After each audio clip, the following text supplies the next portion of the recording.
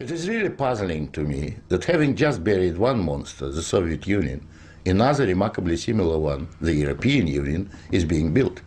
Exactly what is the European Union? Perhaps by examining the Soviet version we can get the answer. The Soviet Union was governed by 15 unelected people who appointed each other and who were not accountable to anyone. The European Union is governed by 24 people who appoint each other, meet in secret, and are not accountable to anyone, and whom we cannot sack. One might say that the EU has an elected parliament. Well, the Soviet Union had a parliament of a sort too, the Supreme Soviet, which just rubber-stamped the Politburo decisions, pretty much like the European Parliament does, where speaking time in the chamber is limited within each group and often amounts to 1 minute per speaker.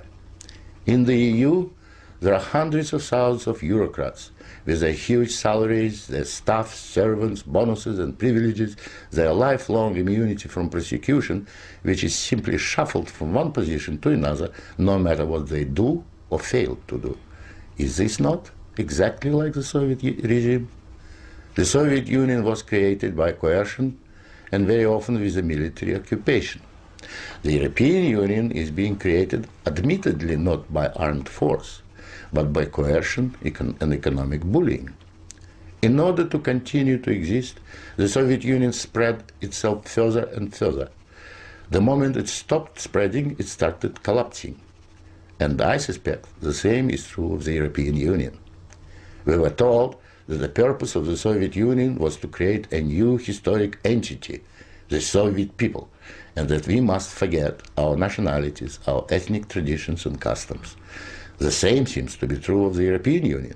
They don't want you to be British or French, they want you all to be a new historic entity, European, to suppress all your national feelings and live as a multinational community.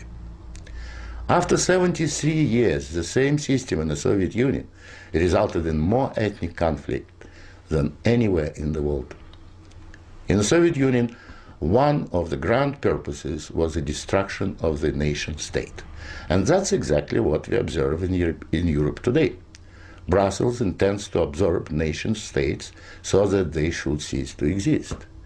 Corruption was built into the Soviet system from top down, and so it is in the EU.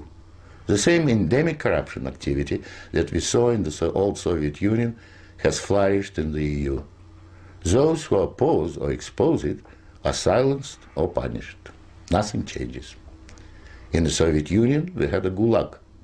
I think we have a gulag in the European Union also, an intellectual gulag known as political correctness.